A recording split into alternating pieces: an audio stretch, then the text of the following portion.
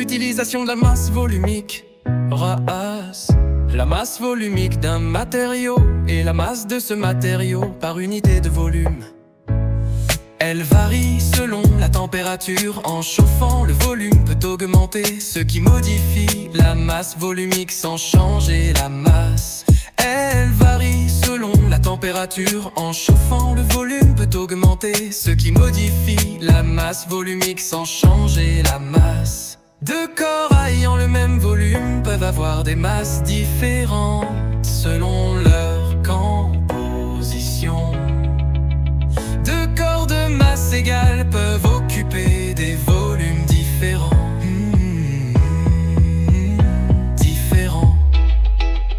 Lorsqu'on verse de liquide non miscible, celui qui a la masse volumique la plus élevée se place naturellement en bas.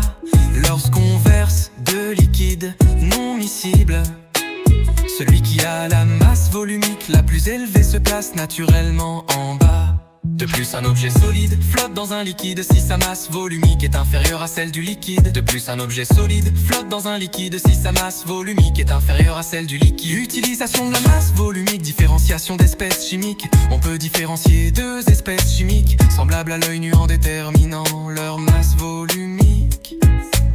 On peut différencier deux espèces chimiques semblables à l'œil nu en déterminant leur masse volumique.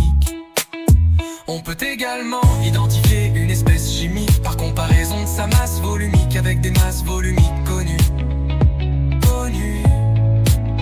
On peut également identifier une espèce chimique par comparaison de sa masse volumique avec des masses volumiques connues.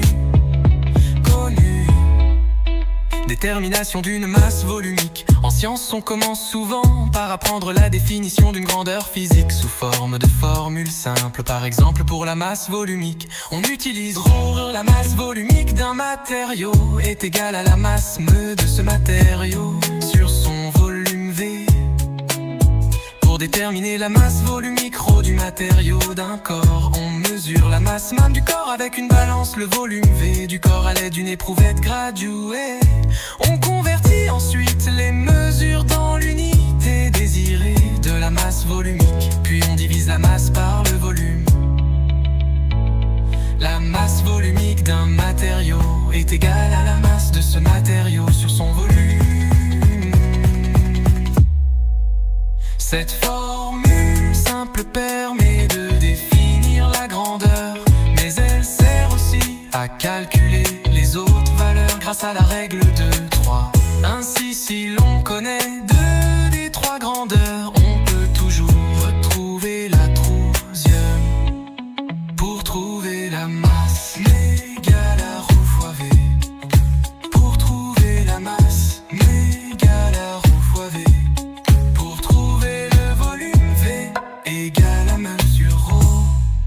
Pour trouver le volume V égale à m sur ρ.